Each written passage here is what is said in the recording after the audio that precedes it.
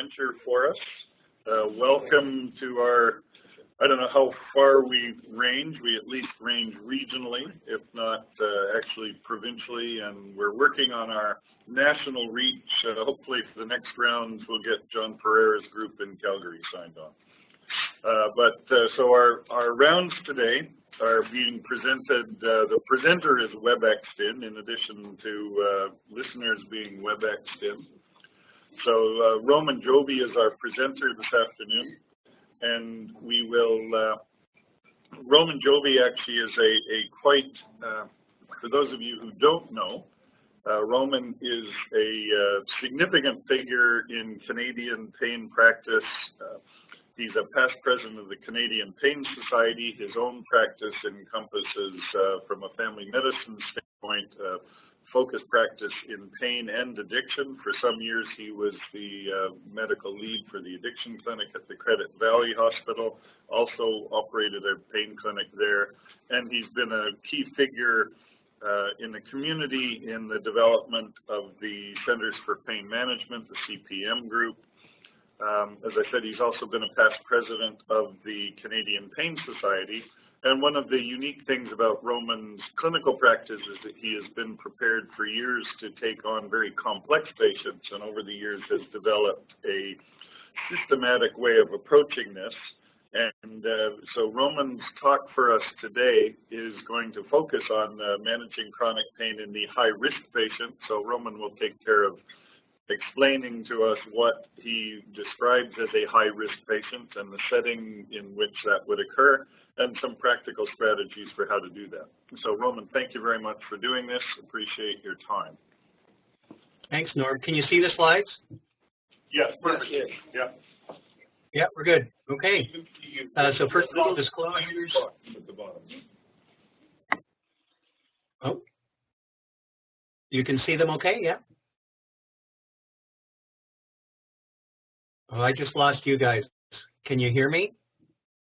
Yes, we're just going to mute until, yeah, of course. Oh, you have put on mute. Okay, good, thanks. Yeah, so first disclosures. In the last 2 years, I've spoken before, sat on ad boards, advised the pharma companies listed on the slide. I'm also the medical director at CPM Centers for Pain Management. I'm a mentor for the medical mentoring for addictions and pain of the OCFP. I'm a member of the CCFP Chronic Pain Committee, and I was a member of the expert advisory panel of the 2017 Canadian Opioid Guidelines. This program has received in-kind support from the DeGroote Clinic in the form of the use of facilities, AV equipment, provision of food and refreshments, and administrative support.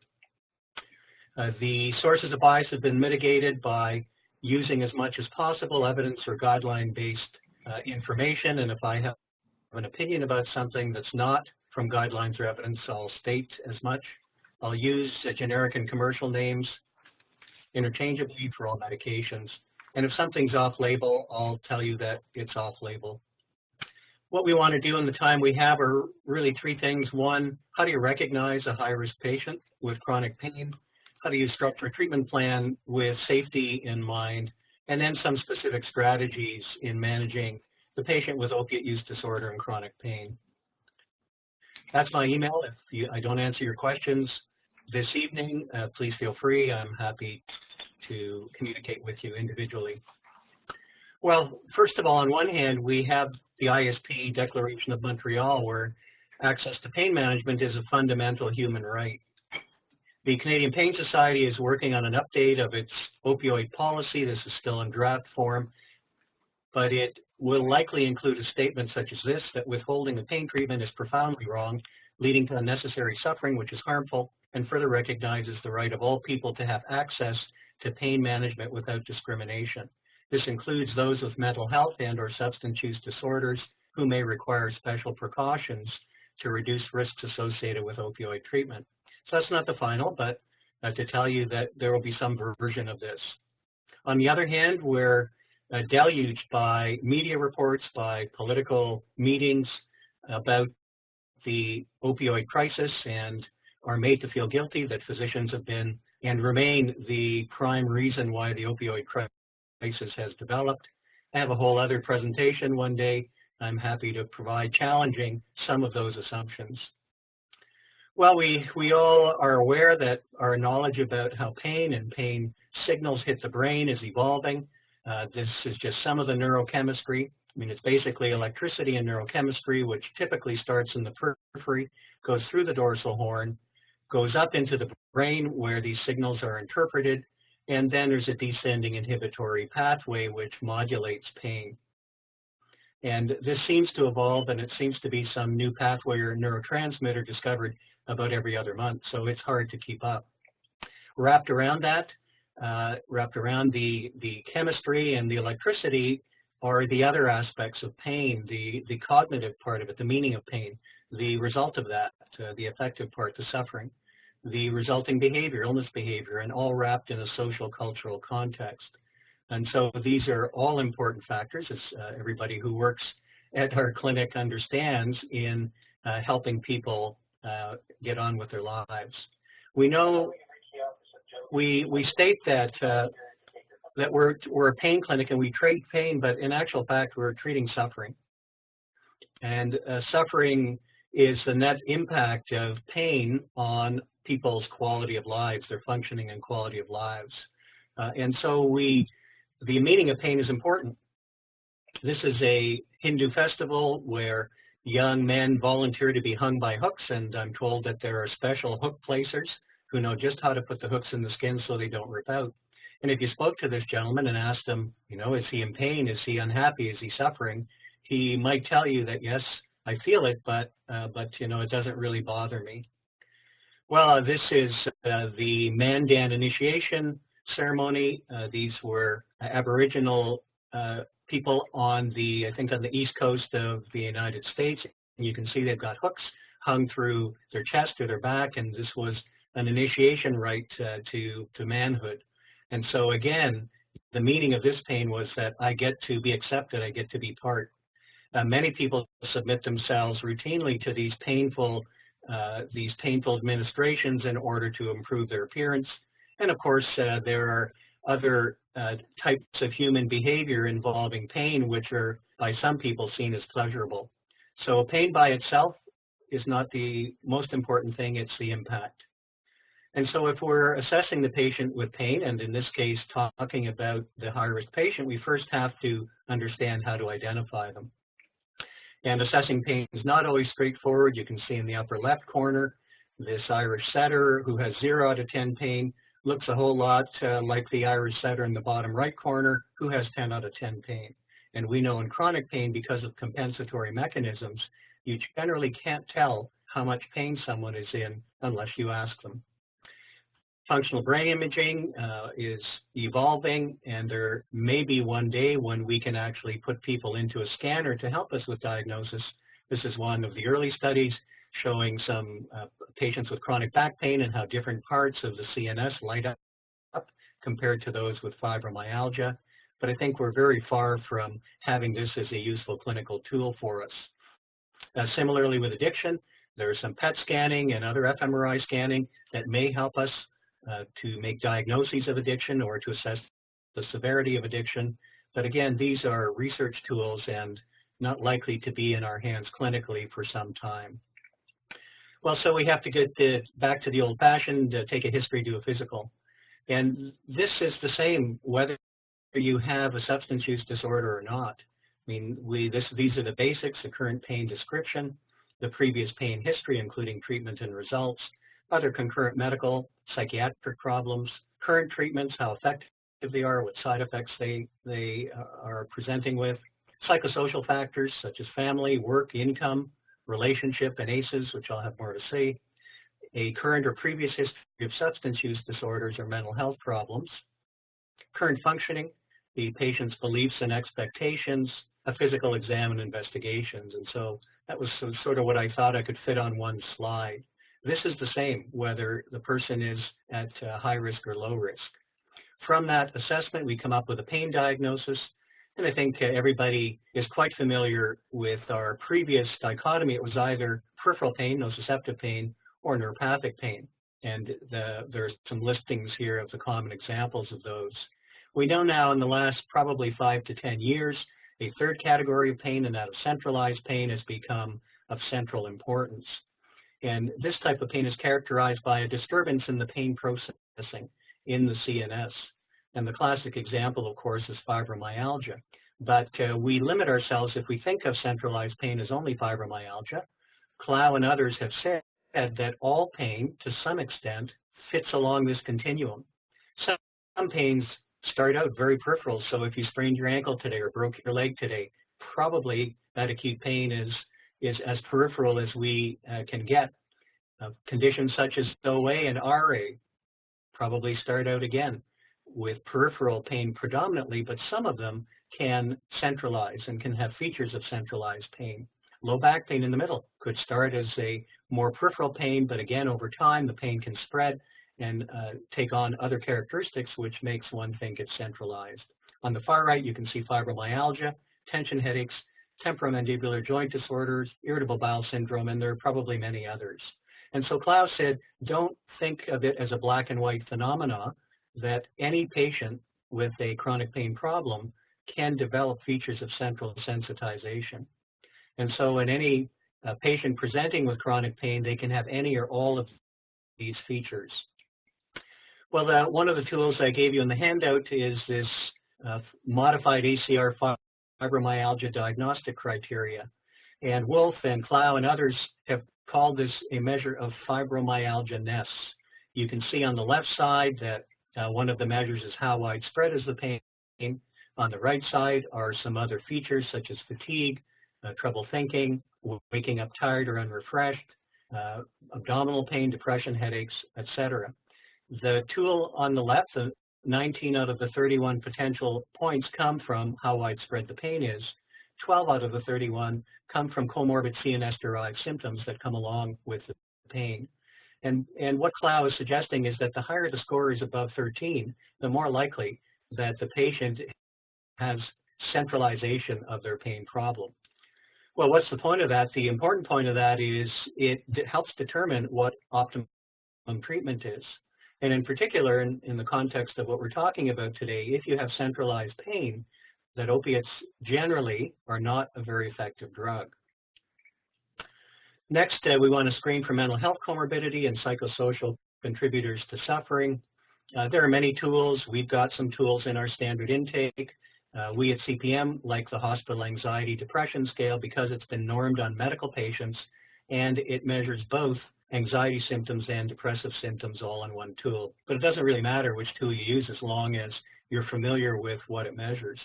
These are screening tools, they're not diagnostic tools, and positive answers on these tools simply mean that the patient needs more detailed evaluation. In parallel and related to that, but somewhat different, are psychosocial factors, so-called yellow flags. These are indicators suggesting that the patient is at increased risk of developing long-term pain and disability. And I'll mention only one of them, and that of catastrophizing, which we now understand plays a really vital and robust role in predicting chronic pain as well as disability. And is characterized by rumination, magnification, and helplessness. And I think we're all aware that a patient who presents with a high catastrophization score is generally more difficult to treat. But in the context of today's presentation, it also may be that a high pain catastrophization puts someone at increased risk for substance misuse. ACEs people are becoming more aware of the concept of ACE, adverse childhood experiences. And if you look at the actual published study, it goes way back to 1998 and was really a remarkable study spanning over a decade involving 17,000 people. It looked at the effects of adverse childhood experiences over the lifespan and was the largest study ever done on this subject. And they continue to look at the data from this study as it continues on an ongoing basis.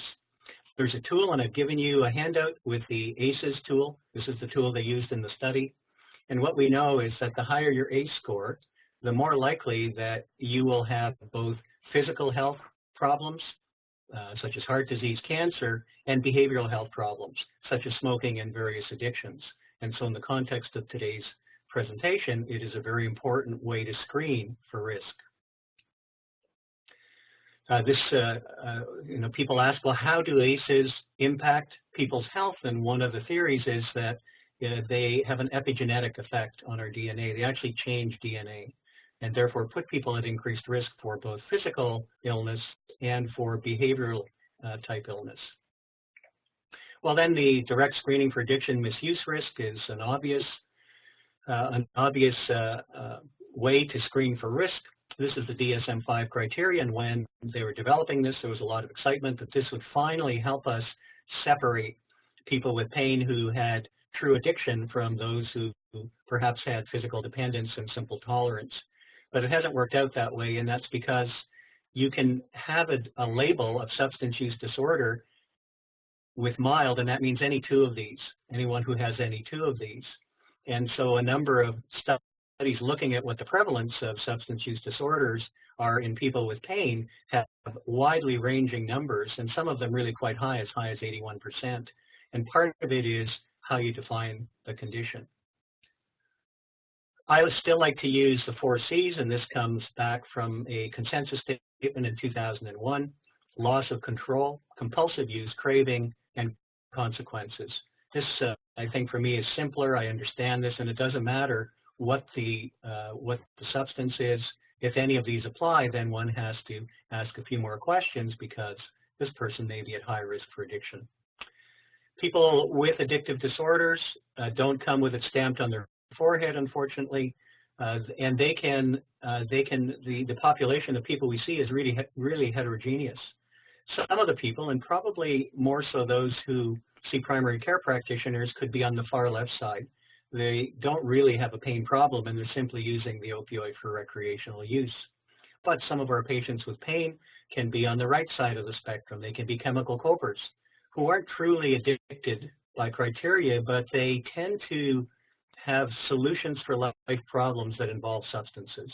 There are the people with pain and substance abuse, and those people with pain and out-and-out substance use disorder or addiction. Well, we've tried this in the past. I've tried this in the past to try and see and assess those people, but I can assure you that it doesn't work. And I'm kind of, I get a bit miffed when I've been asked in the past by reporters or the media, well, why aren't you doctors being more careful and screening for addiction and not prescribing for addiction? My answer is often some variation of, well, we don't have a crystal ball, and I don't follow my patients out the door when they leave the clinic. It'd be nice to have this kind of tool. This has phase validity. You can see if the stone is wet, it's obviously raining. If there's a shadow, it's sunny. If you can't see the stone, it's foggy. And if the stone is gone, there's a tornado. It'd be lovely to have this kind of simple tool to help us diagnose addiction, but unfortunately we don't. So once again, we have to ask questions. And the simplest questions are often the best. We ask in a routine, straightforward manner about people's relationship with substances and their substance use. If anybody's in primary care where you're often busy and you only have 7 or 10 minutes to see a patient, there is a single question screening test that has been tested in primary care and validated. And I often, if I was there in person, I'd ask people to guess what the question is, because it's made up by a psychologist, and so it's a bit twisted, a bit tricky. And the question is, how many times in the past year have you used an illegal drug or used a prescription medication for non-medical reasons? You can see it doesn't ask, have you ever? It says how many times. And so what you're doing for the patient is kind of normalizing that most people or all people do this, and it's a matter of how often you've done it. The once, an answer of, yeah, I've used that once, has a sensitivity of 100%, but it overcalls a bit with a specificity of 73.5%. And this one question tool was compared with a 30-minute interview with an addiction psychologist. We ask about alcohol because it is a legal substance, how many drinks per day and per week, and about sedative use. And I'll change this tool when cannabis becomes legal sometime in the late summer, and probably ask about that as well. Well, what about the patient that says, sure, doc, I drink alcohol, but I have only about 1 drink per day? You have to be prepared to define what drink per day is, because this group of people is having 1 drink per day, but you can see that this drink is way more than what we consider 1 standard drink. So 1 standard drink is a standard beer, is a standard shot of liquor, is a standard 4-ounce glass of wine. And then we have some specific tools. We have the CAGE tool or the CAGE aid tool, which can ask about alcohol and drug use, but the CAGE is normed to pick up people on the dependence or addiction end of the spectrum. In the pain world, the SOAP-R is evolving, and there's now an eight-question version of SOAP-R, which probably is the best validated tool, but it's a bit more complicated. And the opioid risk tool, at least most family physicians and most people working in the pain world are aware of it. And so although it is based on patient self-report, and although it has some problems, it probably is a reasonable thing to suggest, particularly for primary care practitioners. It asks about a family history of substance abuse, a personal history of substance abuse, and if someone asks you, well, what do you mean substance abuse? It means that the use of a chemical in any of those three categories caused some kind of harm in that person's life. Age, because we know that younger people are at higher risk. Pre-adolescent sexual abuse, you'll notice that it scores 3 only for women, but I can assure you that if a man has had a past history of sexual abuse, they are equally at risk, and I would simply add a 3 in there for them. Certain psychological disorders, ADD, OCD, bipolar, schizophrenia, depression, and I would have added here if I were making it an anxiety disorder. If a person scores from 0 to 3 points, they're considered at low risk, medium 4 to 7 points, and high risk 8 and above. And of course, it relies on the patient answering honestly. What would I do in addition to that? If I get a feeling or I get from screening that a person's at risk, I might take a detailed history of drug and alcohol use. When did you first start drinking? When did you first start using drugs? Tell me about your previous drug use. Tell me about your current drug use. And that includes tobacco, by the way. A 2-pack-a-day smoker, I think, is equally at higher risk of getting in trouble with opiates. And particularly any adulteration, routes of use involving snorting or injection. Have people had adverse consequences of their drug use? Have they had driving while impaired charges, blackouts in the past? Any medical, social, legal complications? Have they been in treatment in the past? Have they been connected with self-help groups like AA or NA? Is there a past history of criminal activity or legal problems? Do they have a past history of risk-taking or thrill-seeking behavior? And then I might ask for some corroboration, getting old charts, or trying to communicate with previous doctors or a partner. What we're trying to accomplish here is to put people along a spectrum, from those at the lowest risk who have no personal or family history of substance use disorder or mental health disorder, up to those at the top who have a personal history of opiate addiction. And so to divide that up a little bit more, we might say the lowest risk group can easily be managed in primary care because they lack major psychiatric comorbidity and there's no history of substance-related problems. Those in the middle group probably can be managed in primary care, but they might consider getting a specialist opinion. That might include people previously treated for substance use disorder. So for example, somebody who had alcohol addiction or dependence and was treated 20 years ago, has been clean and sober ever since that time, is working, has a family unit of some sort, that I might put in that group 2 elevated risk. A very strongly positive family history, a treated psychiatric disorder, but they don't have an active addictive disorder today, and there's no major untreated psychiatric disorder. And the high-risk people, these are people who really need co-management. They need to have somebody, a specialist, either in as a psychiatrist in mental health disorders, or if the issue is addiction in addiction disorders. And that's where we can work as a team. We can provide pain management other than probably the prescribing of psychoactive substances such as opiates. And the addiction professional can manage the opioid therapy.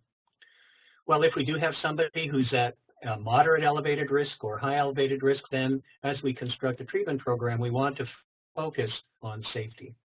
We always, no matter what treatment we are suggesting, we want to maximize the benefit and to reduce the harm.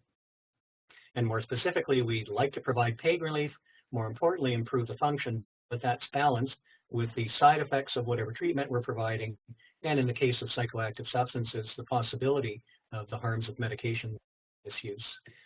I always like to think of the ideal treatment of pain in this triangle, primarily involving 3 aspects: a physical rehabilitative aspect, a psychological aspect, and a medical aspect, all centered centered around pain self-management. Patients on their own will often find and seek out complementary alternative treatment for their condition. And so all of these need to be optimized in somebody who you think is at high risk. And that may include interventional treatments. And where we just have to be a lot more careful is in pharmacological treatments. There are lots of treatment options for pain that fall into those categories. We're probably blessed at the group that we have access to most, but not all. But we do have access to things that most physicians in most communities don't. And so we want to optimize all of those things for people who are at elevated risk. Specifically for high-risk people, just some examples. There are obvious physical treatments, physio, massage. You could list a number of others. There are psychological treatments, complementary alternative treatments. And in the bottom left corner, the important that somebody with a high risk for substance use disorder is connected perhaps with a treatment program where they're getting some ongoing counseling, connected with self-help groups. And there is a group, by the way, called Pills Anonymous, that's PA, and Chronic Pain Anonymous, who use the same model that AA and NA use and can be very helpful for people who have another substance use disorder. When we're thinking about pharmacotherapy, we think about benefit and harm. I think sure everybody's familiar with the Canadian Pain Society suggested algorithm for the treatment of neuropathic pain, last updated in 2014, where we start with tricyclics or gabapentinoids or SNRIs before we move to opiates of any sort. There was great argument, I understand, about launching cannabinoids up here in second place, and maybe if this is updated again, that may happen, but for now, cannabinoids are in third place. And then finally, fourth line agent, a variety of other things that don't have as good evidence as the first line agents. The problem, however, is that as we try to remove or restrict the availability of certain substances on the street, people are now turning to other substances. And gabapentin is being abused, pregabalin is being abused, Seroquel is being abused, and so we have to be cautious. Even though we generally think of this as a less harmful drug than an opiate would be in a high-risk person, we have to be careful, particularly when combining gabapentin and opiates. This is a study published in PLOS this year by Tara Gomez and her group, suggesting that the risk of death is higher in people on opiates and gabapentin than simply people on opiates. Well, cannabinoids for pain.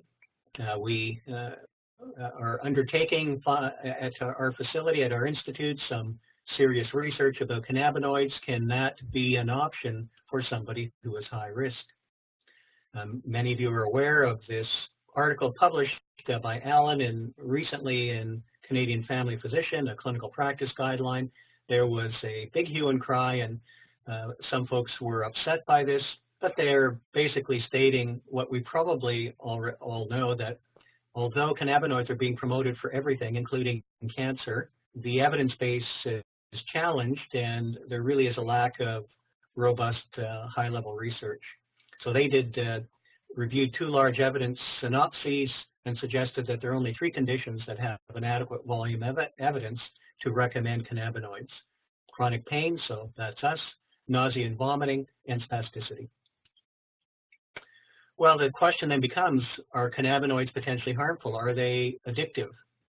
And in fact, if you look at really old research, both heroin and cannabinoids increase dopamine in the nucleus accumbens, and this effect is blocked by naloxone. When chronic cannabis use is stopped, the secretion of stress chemicals in the brain is similar to withdrawal from alcohol, cocaine, or opioids. And so in that sense, cannabinoids behave similar to other addicting drugs. However, the implications of being addicted to cannabinoids are probably less harmful, and you're less likely to die of an overdose than if you become addicted to an opioid. And so we have to be prepared as we move towards making recreational cannabis legal. We have to be prepared that we will do some harm to some people. There will be an increase in cannabis use disorders that will have to be managed. And so for us in the pain world, if we're managing a patient who is at elevated risk because of a past history, we also have to exercise some caution with cannabinoids.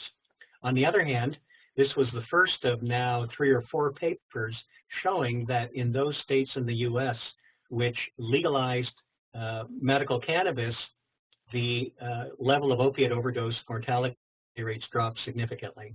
So this the initial paper was criticized as being not very good, but now I think that the evidence suggests this is a true bill thing. The other downside, however, is this interesting article, and we just had 420, the annual celebration of cannabis or marijuana. Researchers looked at traffic accidents from 1992 to 2016, and they compared them on the 420, the day where everybody was out smoking pot in public, to a date other than that. And they looked at particular driver deaths 1 week before and 1 week after, and you can see the result that there was a 12% increase of motor vehicle-related deaths on 420. So I think this is the underestimated harm of recreational cannabis, that there will be more people who will be driving impaired. And I understand the OPP is preparing, that they have saliva testing. They're just trying to work out the standards of how they will approach people and stop and test for impairment. Well, people with pain, of course, have comorbidity, and those people at high risk also have comorbidity, and often more so. They have trouble sleeping, they have depressed mood, and they have anxiety. And there are many medications that can do harm that other than opiates to treat these 3. And in particular, the one that we all should be aware of are benzodiazepines. The 2017 expert guidance statement number 3 was that opiates and benzodiazepines should very rarely be prescribed together. And that's something that we have to be mindful of if we are treating a high-risk person with other psychoactive substances, and particularly with opioids. And the reason for that, this is one of a number of studies showing that all other things being equal, as you increase the daily dose of opiates, if you are on a benzodiazepine, your risk of death can go up 6 times. This interesting article just published, however, looked back at prescribing of opioids to patients who are on benzos in the United States. And you can see back in 2005, the curve started to climb. It peaked in about 2010 and dropped quite a bit since that time. And these are people who are not using benzos, and so opiate prescribing also has dropped a little bit. The interesting thing about this is it was thought at one time that perhaps it's the combo opiate and benzos that is contributing to the death rate. And the conclusion of the authors is that the recent increase in opiate-related deaths may be associated with factors other than physicians writing new opioid prescriptions. Well, let's talk about opiates. So you've tried everything else. You've tried all the other biopsychosocial treatments and intervention treatments, and you're thinking about, can I take a chance on prescribing an opiate in this high-risk patient? Well, if we go to our 2017 guidelines, of course, red here indicates strong recommendation. Yellow indicates a weak recommendation. You can see that if we are to follow the guidelines verbatim, if someone has an active substance use disorder and pain, it's pretty straightforward. Don't use opioids. And by this, of course, we mean don't use opioids in the context that we would use them in the pain clinic. Quite all right, and in fact recommended to use opioid replacement therapy, such as methadone or Suboxone, in people with a substance use disorder. But that's prescribed under a much tighter controlled setting. Well, then, if someone has an active psychiatric disorder and people with substance use disorders, probably there's a 50 to 60% chance they also have a concurrent mental health disorder. That would disqualify them. And finally, even a history of substance use disorder where you've tried non-opiates, the recommendation is don't use opiates. But I'll point out to everybody that 4 and 5 are weak recommendations, and therefore, if one knows the patient well, knows what else they've tried, then it probably is okay to do, but to exercise caution. Well, if one's going to choose an opiate, then what would you choose? If one looks at, I mean, ideally, we should, as much as possible, work in the sort of mid-strength opiates. And it just so happens that in this group, things like tramadol, buprenorphine, either in the transdermal or buccal formulation, or tapentadol, are sort of moderate strength opiates that really don't have that highest street value. Yes, there have been some people who've been misusing tramadol, and there have been some tramadol-related deaths, but it's still a tiny amount compared to the step 3 opiates. It's unfortunate also that these are not covered. So tapentadol is not covered, buprenorphine products are not covered, tramadol is not covered. Of course, the only thing covered are T3s and Percocet and the step 3 opioids. So if one had a choice, if one had a chance, if patients can afford, my preference would be to pick an opiate from here, if at all possible. Other expert guidance statements, tamper deterrent formulations. If it's available and affordable, why wouldn't we use a tamper deterrent formulation? I'm reviewing 2 physicians who got caught up in the Section 75 investigation from the college, who have a large proportion of their patients on the generic CR oxycodone, which isn't covered by the province, which the patient has to pay for, and which is much easier to tamper with. And so, yes, you can tamper with the tamper-resistant oxycodone, but it's a lot more work, and addicts tend to be impatient. They would much rather use something that's easy for them to tamper with and misuse rather than difficult. Fentanyl patch-for-patch exchange. This is the law in Ontario, even though, as the guideline group pointed out, there isn't really any evidence that it makes much difference. However, it is a safety precaution, and I think that I have heard stories from physicians where this has been the key to diagnosing somebody who had a substance use disorder. Well, what else can we do in the high-risk patient? These are, I think, common sense things. When we first see them, we want to confirm the pain diagnosis and the non-response to non-opiates first. I see many people who I start talking about adjuvants and other treatments, and they say, oh, I tried that, oh, I tried that. To which I will reply, well, tell me about that. When did you try that? Do you remember what dose you went to? Do you remember how long you were on it? And usually the reply is, oh, I don't remember that. And so I'm pretty dogged about confirming, in fact, they've had a good trial of non-opiates, and if I'm not convinced that they did, i.e. there's no medical records that confirm that, then I'll do it myself. So we want to confirm there's a non-response to non-opiates.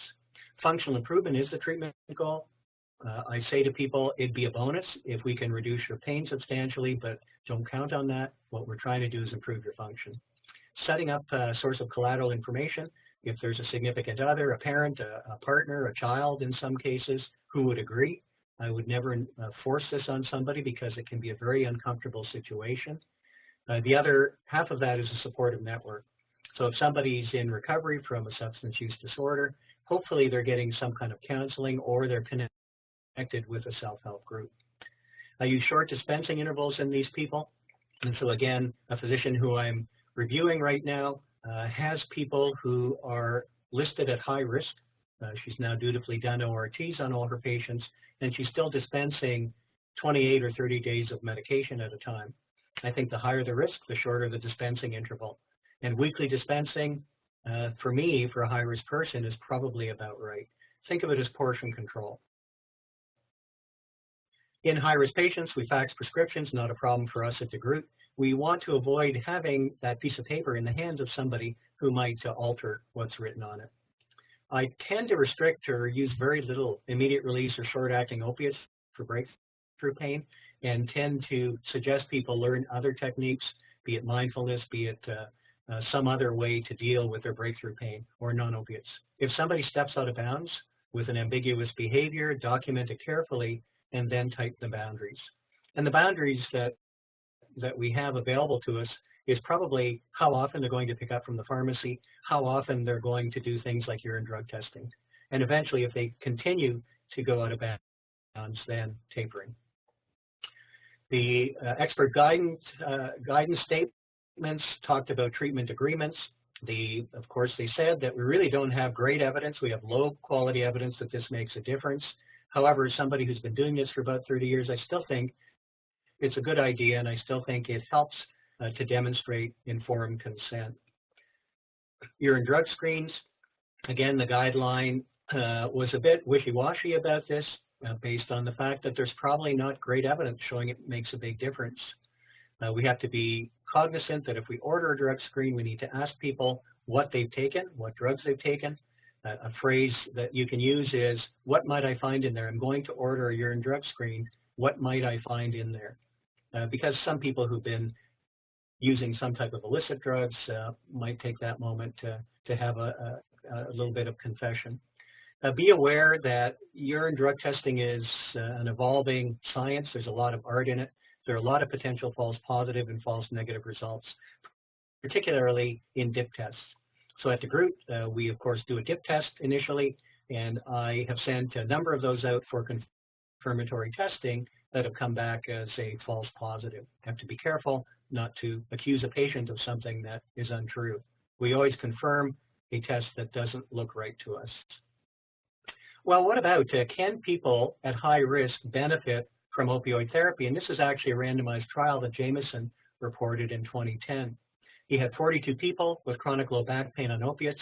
They randomized them to a control group versus an experimental group. The experimental group had monthly UDTs.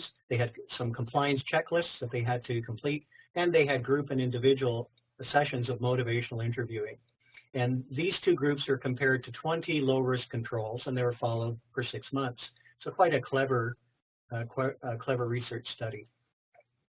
What they found is that if you were a high-risk person and you were simply put in a control group with follow-up as usual, they developed a thing they called a drug misuse index, which was a addition of a number of specific tools. And you can see that those people who didn't have any controls, who were given opiates, went out of bounds more often.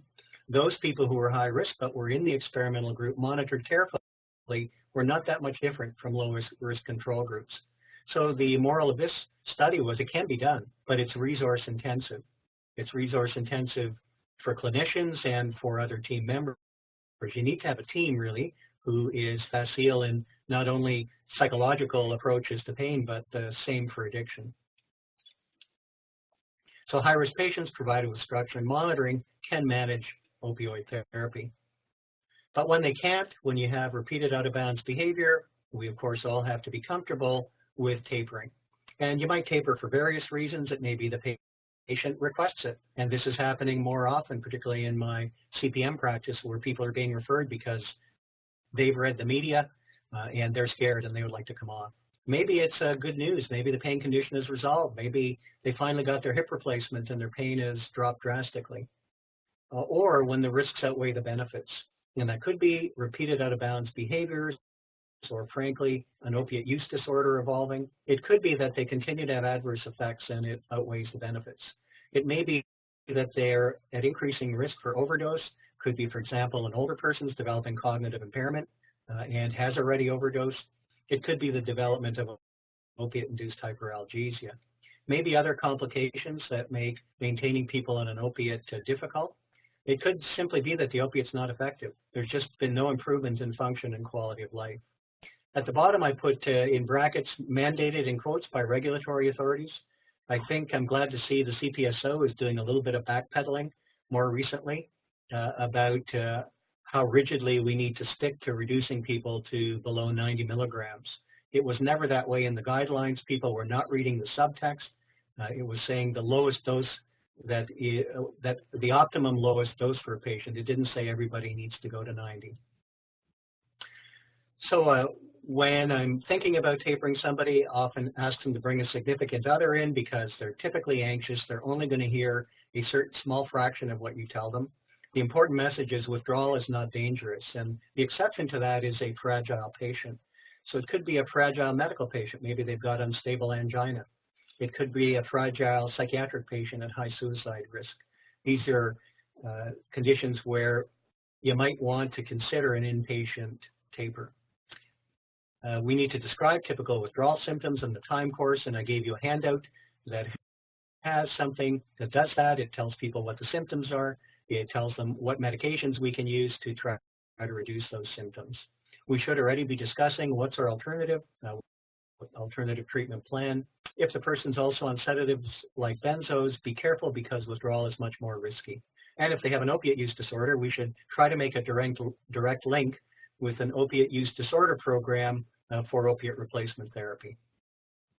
Tapering, there is no evidence about the schedule of tapering. You can do it fast or slow. You can do it fast every 1 to 2 days if you want to with daily pharmacy dispensing, or you can do it 5 to 10% every 2 to 4 weeks or 5% every 2 months. There is no correct way to do it, and you have to know your patient. There is an argument for making a very small decrease over a longer period of time because it's more likely to be successful and more likely to instill confidence in the patient. We need to be familiar to use the pharmacologic aids to mitigate some of the worst of the withdrawal symptoms, including clonidine, loperamide, anti-inflammatories because they have aches and pains, gabapentinoids with the precautions I mentioned earlier, perhaps nabilone or maybe even medical cannabis. We should have a list of our colleagues who are working in opiate replacement programs that we can refer directly for methadone or buprenorphine, either for taper or for long-term treatment. And really talking to the patient and educating is the most important. If we're going to withdraw people, we have to be aware of the WISP syndrome. My colleague Lynette Reeb, in what I think is a brilliant observational study, noticed in a group of people who had opiate use disorder and they were withdrawing them, that a previous painful healed injury starts to hurt again. So in other words, someone may have broken an ankle 20 years ago, and in the course of withdrawal, it starts to hurt almost like it was broken again. It typically lasts about 2 weeks and it goes away, and it's important to know about these things because people will become frightened. Their pain will flare up in the first 2 weeks of reducing an opiate dose, but we have to be able to reassure them that it will come back to baseline. One tool that I think all of us should know how to do is to switch people to Suboxone and to taper. This can be done in the clinic or it can be done at home if you have a responsible other adult that you meet in person. They can't be on benzos, they can't be on methadone, and they can't be a high-risk patient. We explain the loading protocol and there are written materials that we can give patients. We stop their prescription opiate at midnight. On day 1, we wait until they experience at least moderate to severe withdrawal, and that would be a COW score over 12 to 14. Then we give them 4 milligrams sublingual Suboxone, and we wait 3 hours. So we could bring people in the clinic first thing in the morning and do this, or if you have somebody who's got a responsible other adult, you can do it at home. But in the latter case, you want to make sure that they can contact you. Then you take 2 milligrams sublingual every 3 hours, PRN, up to 12 milligrams on day 1. So all they get on day 1 from the pharmacy is 12 milligrams. On day 2, they take the total dose of Suboxone that they required on day 1, and they take that all in one dose in the morning. Then they start loading again by 2 milligrams every 3 hours up to a maximum of 24 milligrams on day 2. So 24 is the max ever that they will get. On day 3, they simply take the total dose from day 2, and they can split the total dose into BID or even TID. They follow up with the doctor on day 4, you stabilize them, and then you taper, and you roughly can taper 2 milligrams weekly. So tapering, as I said, 2 milligrams every 1 to 4 weeks. They can come off faster if they're motivated. When you get to 2 milligrams, you can try to go from 2 to 0, but some people can't make that transition. So then they can break the pill in half, or they can take it every 2 days. If they have difficulty stopping the Suboxone, even taking half a pill, you can leave them at the dose to stabilize for a number of weeks and then try again, or you can switch them to a 20 microgram per hour buprenorphine patch, and this is all off-label, by the way. A 20 mic per hour buprenorphine patch is equivalent roughly to 0.5 milligrams of Suboxone sublingually. And then it becomes pretty easy. After 1 week, you go to 15, then to 10, then to 5, then to off. And I have one amazingly sensitive patient who went to half of a 5 microgram per hour buprenorphine patch once a week, and she cannot get off of it. She suffers classic withdrawal symptoms if she tries, and we've tried a number of times. Finally, in a high-risk person, whether or not we prescribe opiates, particularly if they had a past history of misusing or abusing opiates, we should always remember about naloxone. It is free, and it is just one more thing that we can provide, a tool for patients and their families in case they relapse to misusing opiates. Or, by the way, cocaine is also spiked. Ramesh is in the room. I'm certainly, as a coroner, seeing cocaine spiked with fentanyl or carfentanil. So it's not just with street opiates. And naloxone, of course, can be life-saving. So if we sum up, the treatment of a high-risk patient is very similar to a low-risk patient with a few caveats. We always make a biopsychosocial diagnosis and include comorbidities. Use risk assessment tools, particularly to screen for substance use disorder and mental health problems, and that includes ACEs.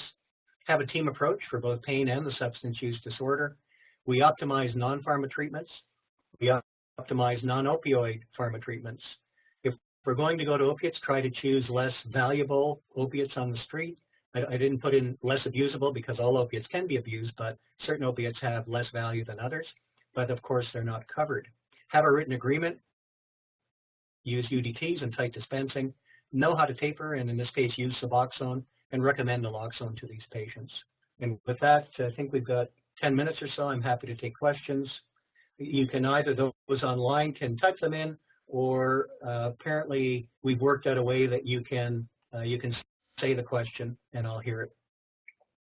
Great. Roman, thank you very much. That was a superb talk. While we're waiting to see if anyone types in a question or comes onto the WebEx, I'll just look around the room. Any questions in the room?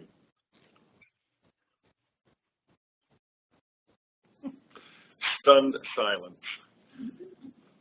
Roman, one comment I would make in about the first quarter of your talk, when you talk about indications and the different responsiveness to opioids, one of the things that came out of the research that was done to support the 2017 guideline revision, and which is also the reason that there is not a breakdown about conditions for which one should use opioids, was the fact that within the published literature, there is actually no indication that there is differential responsiveness to opioids for the clinical condition. So it doesn't matter whether it's a somatically appearing derivation, a neuropathically appearing derivation, or a centrally driven pain, that there is evidence of responsiveness for all of those conditions. So I think that that's the one comment I would make about selection of opioids, which of course is maybe not totally relevant to the discussion around around managing a high-risk patient, because there is evidence that opioids are effective for all of those conditions.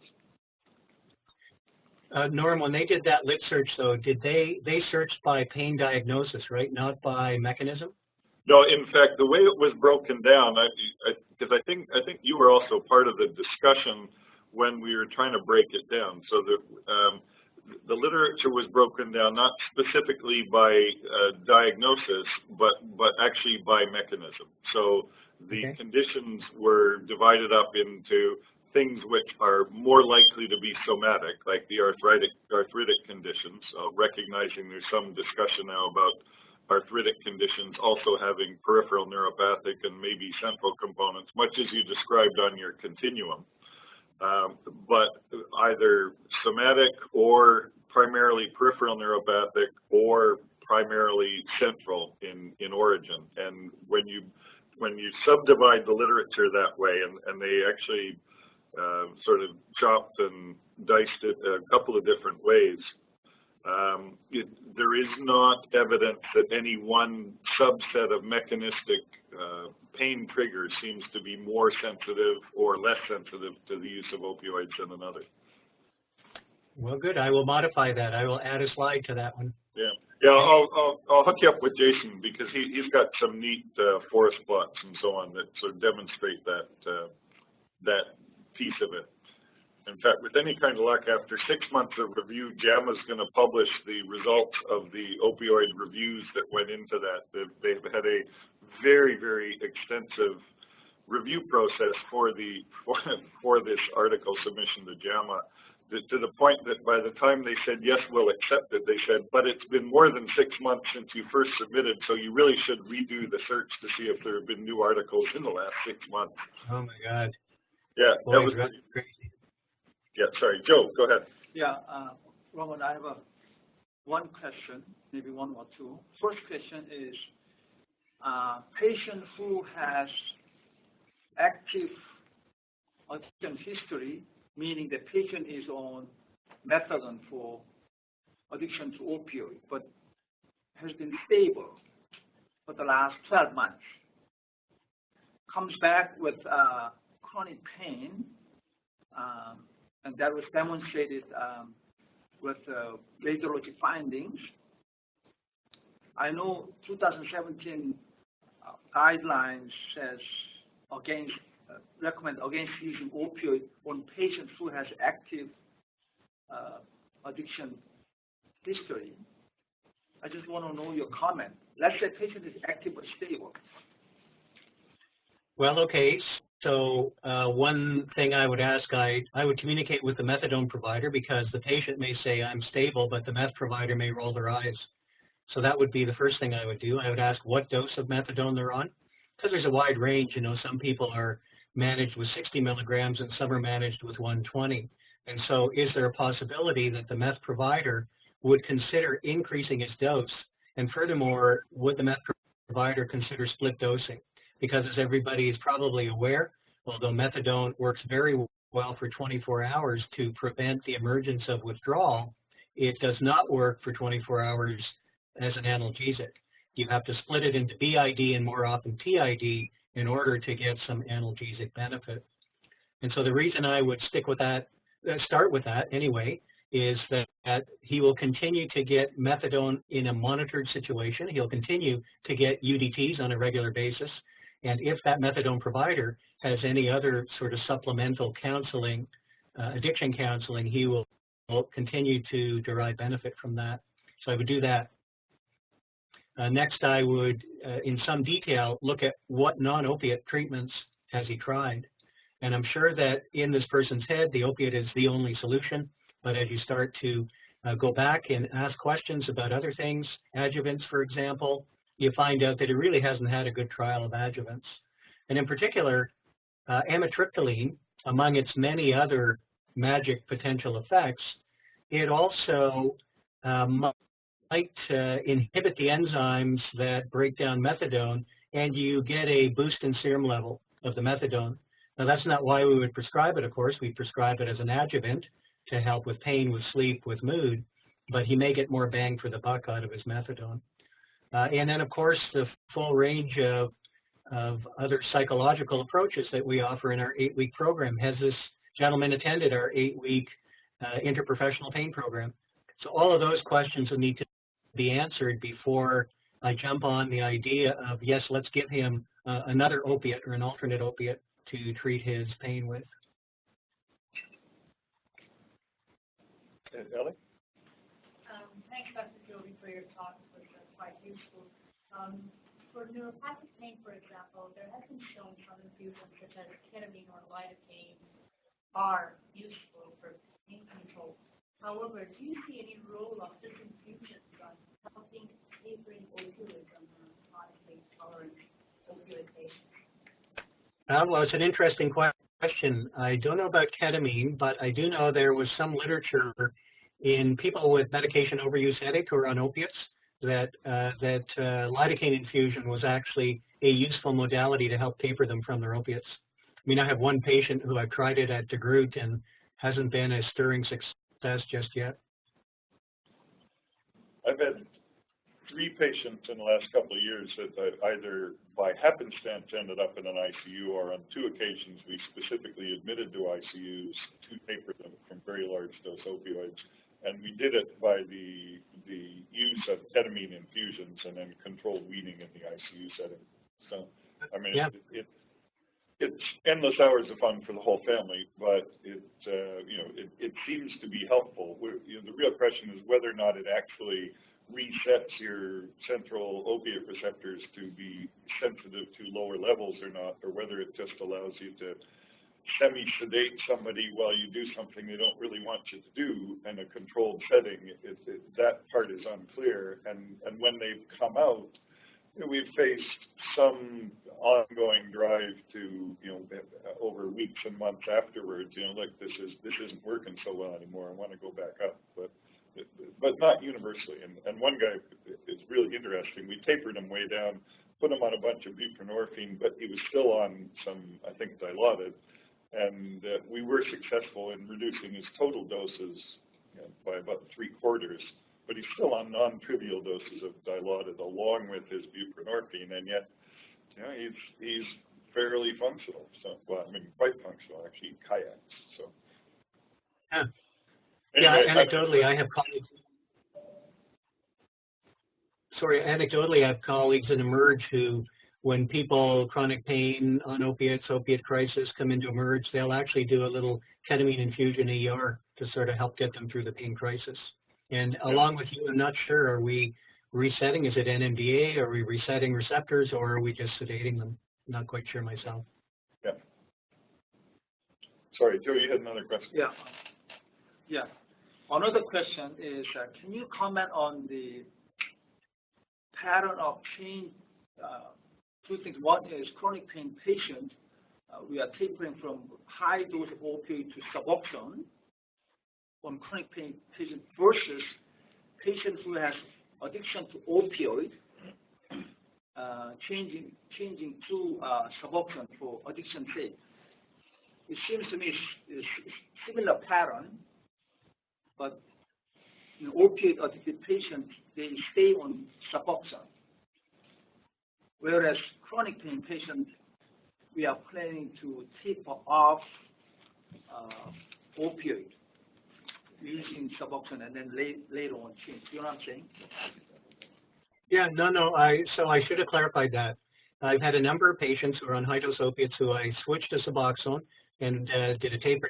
And when we got down to some small dose, 6 milligrams, 4 milligrams, 2 milligrams, they pleaded and they said, I've made it this far, I just can't go farther.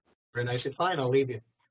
And so in my other practice, I have some people who just stayed on low-dose Suboxone for a while. Now, Suboxone is off-label, not indicated for pain, but there's no reason that we shouldn't think that it might be useful. The buprenorphine molecule is 40 times more potent than morphine on a milligram basis. And don't forget, it comes in 2 other forms, the Butrans patch and the Belbuca buccal patch, which are indicated for pain. And so they don't have to come off completely. But what you've done is you've replaced whatever other opiate they were on, which probably wasn't working that well, and that's why you're tapering them to begin with. They may have had some hyperalgesia.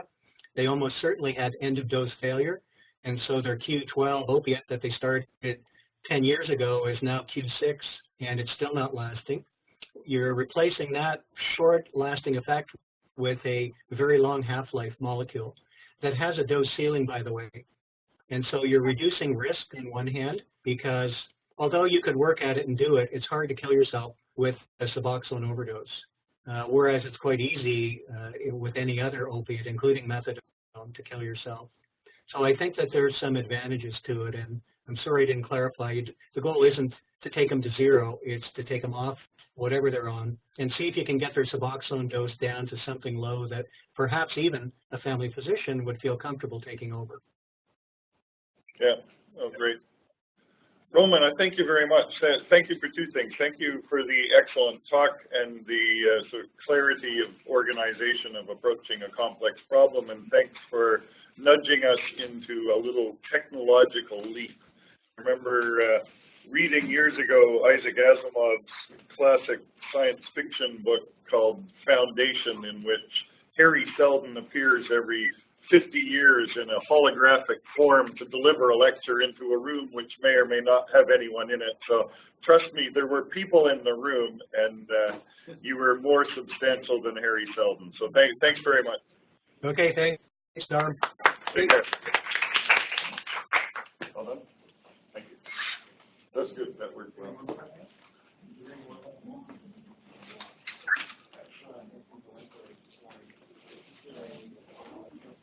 Fill out the evaluation form. Yes, fill out your evaluation forms, give them to Joe in confidence so he doesn't know who you are, and take your